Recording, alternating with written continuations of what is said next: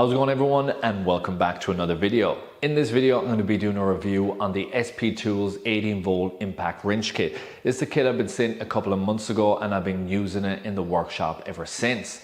I'm going to be breaking this video down into a few different sections. First section is going to be the unboxing, showcasing what you actually get in this kit should you want to purchase it. The next is going to be some real world examples demonstrating the tool in use daily from me, some of the jobs that I worked on, how I found the battery life, stuff like that, including a couple of real world comparisons that came up versus a Milwaukee mid torque and high torque in a couple of different jobs. Lastly is going to be the cost breakdown, how much this kit actually costs versus if you're familiar with my channel, you know the impact tool that I've had for the last number of years is Snap-on, and why I would recommend going with this kit over upgrading to a Snap-on one.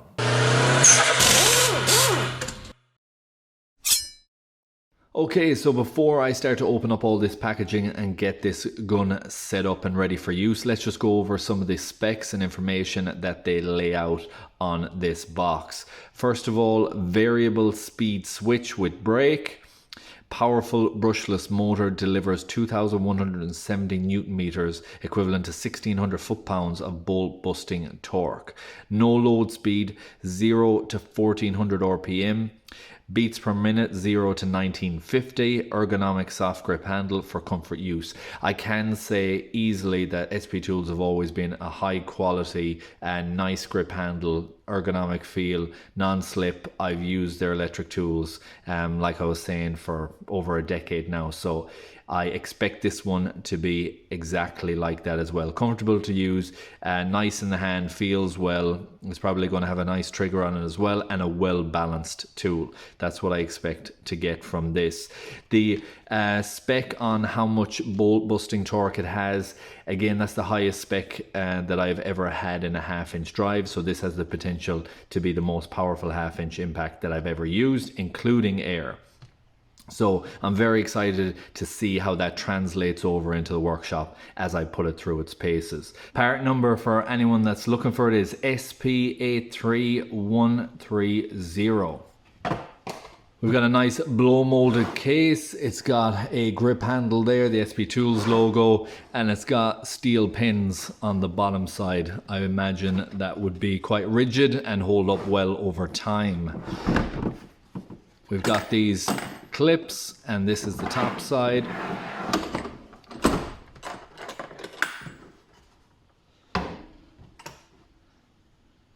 And this is the tool itself. So we've got the skin here, we've got 2 batteries, and we've got our battery charger.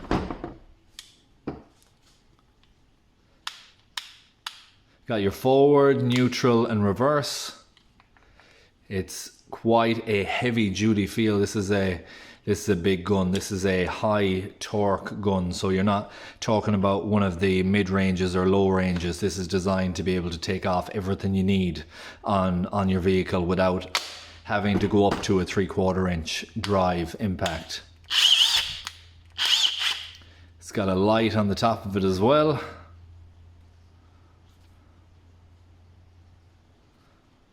You got your battery monitoring here, showing you how much charge is in it. So it's low, they need to be charged up. I'll try the other one.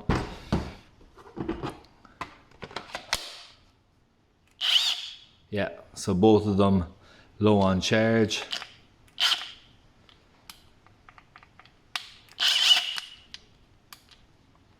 Neutral, like a lot of them, locks the trigger. So if you're carrying it without the blow molded case, you wouldn't have the trigger going off. Forward and then reverse.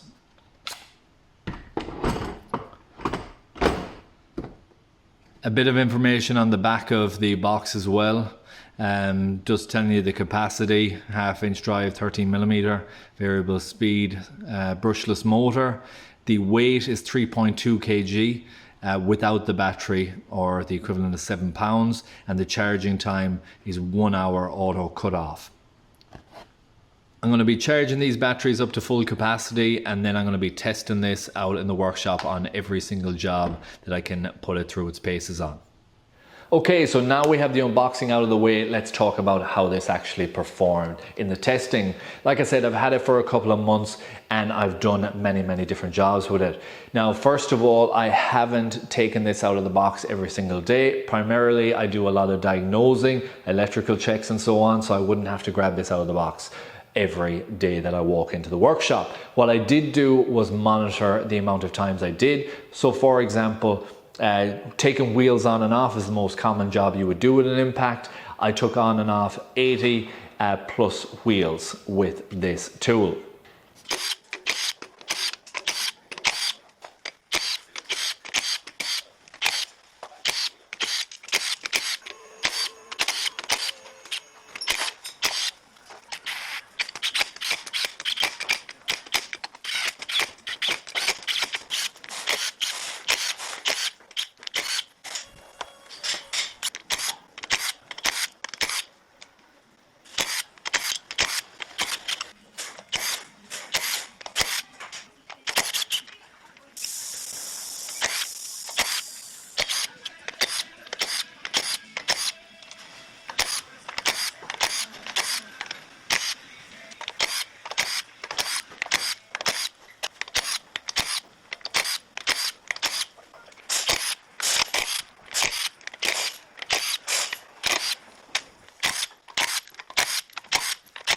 And as you could see in that clip, a whole variety of different wheels. It was 4x4 wheels, small wheels, high torqued wheels, European vehicles as well. So we carried a whole band of jobs in taking on and off wheels. The other jobs I got involved in was control arms, crankshaft pulleys. I was involved in bell housing bolts removal as well, and some other jobs. So a lot of different work it did, and what I will say is the battery is incredible. 6 amp hour battery, never had to recharge it, still have a full charge battery ready to go when this one is. It's down to 1 bar at the minute, but it lasted the whole testing process. So for longevity of the battery in the workshop, incredible. I wasn't expecting it to last that long, and it certainly outperformed what I would have thought. The next one would be weight wise, how I found it, how balanced it is. It's the heaviest electric tool I've had, definitely, but I knew it was going to be, and I chose it for a reason. Now, while it is bulky and meaty, SP tools have the full range. You can go down into a mid torque, you can go down into a compact, more lightweight one, and it will get you a whole host of jobs that may be perfect for you. If you don't think you need something of this high torque, definitely go for a lower costing one. It's going to be lighter, easier for you to manage. I absolutely wanted this. The reason I wanted this is I want my 1/2 inch impact to cover it all. I don't want to have multiple 1/2 inch cordless or air impacts, whatever. I want it to replace everything I need, and that's exactly what it does. This is a beast of a tool, very powerful. The most powerful 1/2 inch impact I've had. That includes the Air Chicago pneumatic ones I've had in the past, had loads of other air impact brands, and this outperforms it in regards to power. I do have a 3/4 inch drive air impact that I've used, which is more powerful, but other than that, in a 1/2 inch drive, it does the lot. This is going to be your one to go to for taking off all those stubborn bolts, subframe bolts, rusted ones, crankshaft pulleys on Hondas, etc. This is the one that you'll be grabbing to take them off. How it feels, very nice. I have a ton of SP Tools brands products anyways. The electric side of it I have found extremely good. I've used them for years, over a decade, and I found them very durable. They're ready for a professional environment, and they hold up over time. There's no reason to feel that this isn't going to be the exact same based on all of the experience I have using SP Tools products in the past. Light on the front, heavy anvil here for impacting. Battery, nice easy slide on and off, and sits on the ground balanced. Some of them are easy tip over, but this one is nice and balanced when you put it on the ground. Some people put them on the hoist as well. I wouldn't recommend it, but at least it's balanced. If you do, less chance of it falling off, like I've seen to other techs in years gone by. The comparison of this, so there was a couple of instances. Now bear in mind, this is as it happens in the job. We're not doing setting up at exact testing as we're doing it, but there was a bell housing, upper bolts, which you need all the extensions in the world on to try and gain access to. And my fellow tech that was working on that was using a mid-torque Milwaukee. Failed to do it. Asked me, could he have a go at this one? And I did it first time. So cracked it away straight away, showcasing the ability of it and the power of it. The next example against a Milwaukee was on a wheel stud that was completely seized. Wheel nut would not come off at all. We knew it was going to break, and you have to have big impact to do that. The mid-range Milwaukee failed in it. Then another tech used his high torque Milwaukee. That also didn't take it off, which you can see in this video.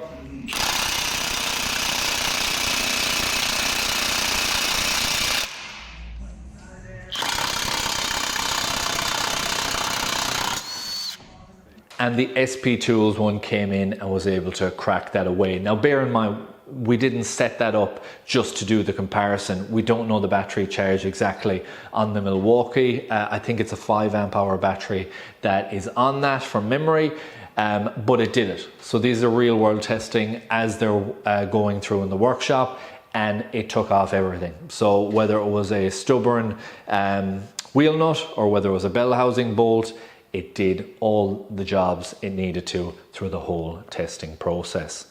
And lastly, I'm going to be comparing it to my old snap-on gun. So this is my old snap-on gun. I've had this for a very long time.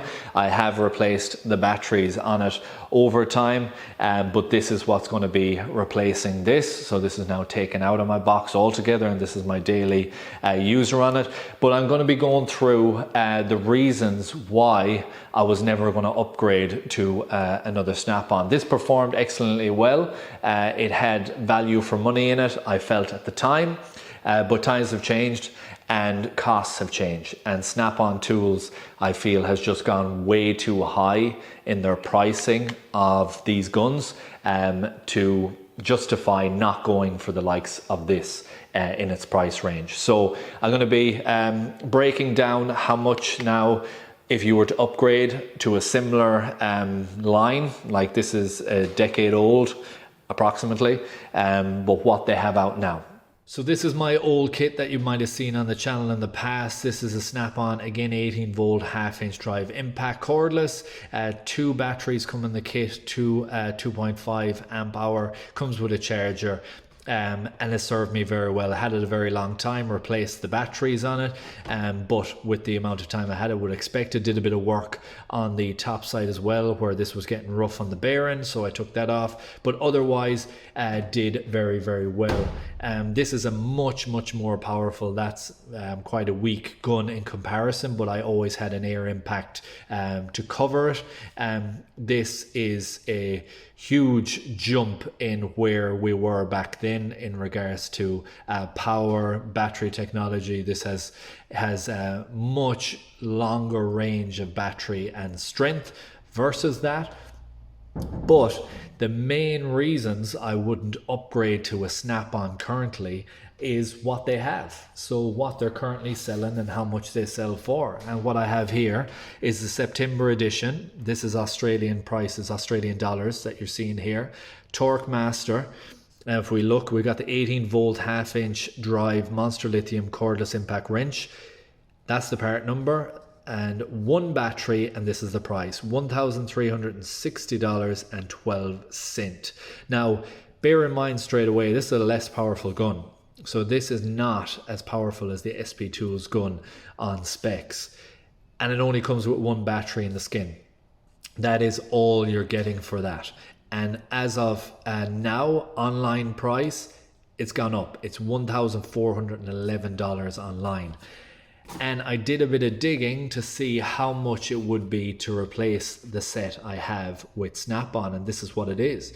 So no charger comes in the kit, so it's $274. That's the part number for the charger. No blow molded case available, which I think is an extreme shame, considering if you do call outs, if you do work away from your workshop and you want to carry this around, which I have done hundreds of times. I've loaded up this blow molded case, brought it out to work. I did recoveries in the past. Weather was not good in the place I was, and I would always have the case closed as I was going to those jobs and just take it out when I needed and put it away. Now you don't even have an option for a case. But the SP Tools comes with a nice blow molded case that you can still do that in. No second battery, so if you want the 5 amp hour battery, it's $420 currently. 5.6 is an upgraded option which they have online. That's the part number. A cool $466 for that battery. Now that brings you to a total of 2,054. If you got two 5 amp hour batteries, if you decide to have one upgraded battery, 2,100. Now when you compare that to this gun with 6 amp hour batteries, a full kit, more powerful tool, and the current price that it sits at online, part number there, 1,129 on the 20th, so 19th to 20th October. Warranty is 2 years for the skin, 1 year for the battery. But battery alone, you can get 5 amp hour batteries for less. I think they're $250, $260 for the batteries, but they're way less expensive as well. So if you take the whole package on how much this is for a complete kit and how powerful the tool is, it's a no-brainer to select the likes of this tool over upgrading to Snap-on again. And just lastly, one bonus bit of information on a possible concern that people might have using a high torque gun like that one. The more power, the more chance you have of over torquing things. And if you have the wrong people using it, you absolutely can have breakages, damage, and wheels, etc. that are completely over torqued. What you could potentially use is this. This is a torque stick. This is a torque limiting device extension, to be exact. And how it works is on one side, as this is rotating, the impact gun is rotating, this is twisting, but it's like a torsion spring, and it doesn't travel all the way up on to the socket. Now these are not designed for cordless impacts. It actually states it on a lot of the packaging when you buy them. They're meant to be for air use only, but they have their limitations even at that. If you have the wrong gun or the wrong impacting, depending on the amount of hits it has, it can vary this. You can over torque what you're doing quite easily. But I did some tests on the SP Tools one using these, and I found them perfect. It actually had no issues at all. I'm going to insert a clip of me using it, just testing it out. But when you are doing this, you would pick the lower ones. Always make sure you're under torquing them. That's what you want it for. They're a speed up process and a torque limiting. So you would apply it to the lowest pretty much setting that you want. In this case, it was 110 Newton meters, and 100 was the most common ones I was using. Then I would use the torque wrench afterwards. So you're confirming whether they're correctly torqued afterwards. And the way you confirm that is you have a rotation. So if you have rotation after you use it, you know that it didn't go beyond that. So I was using 100, and then I was torquing them to 110, or for example, you could use 90, torque them to 100, 110, 120, whatever. You're just limiting it, and then you're checking the torque afterwards. And it was very effective using that method. This wheel is 108, so 110 is the Newton meters that we're going to use. We've got a torque stick here of 110, but what I'd like to do before that is actually use the 100 one. And then have this set to 110 and see if it rotates over. So we want to make sure that this limits the power and doesn't go up to that amount of torque. Then we can actually check it to see if it's exactly on it as well. So that's what I'm going to do. I'm going to back off a couple of these. So just going to back 2 of them off, and then we're going to use this. And what we want to be looking for to see if this rotates after it stops. So you look right there, it stopped it dead. Same here.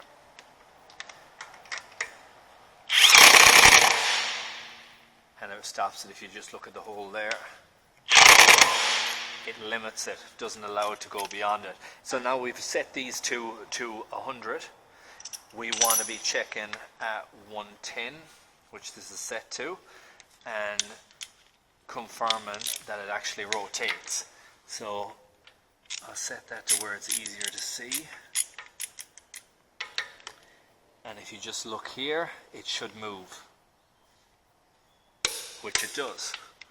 And same here again, it does. So we got a rotation on both, which confirms it was under 110 Newton meters. And as you could see there, it worked perfectly on that test. I did a number of those calibration type checks, again, under torque it, and then use a torque wrench afterwards. They're not designed for electric, but they absolutely could be used depending on your tool if used the right way. Light on the trigger as soon as it stops, leave it at that, and then torque it afterwards. And again, it's gonna limit your ability to over torque. That's what I use them for, limiting the ability to over torque. If you're very cautious on the trigger on any of these tools, they can be just nipped up. They're a variable trigger, so if you're very light, you're going to be able to control it without one of these anyways.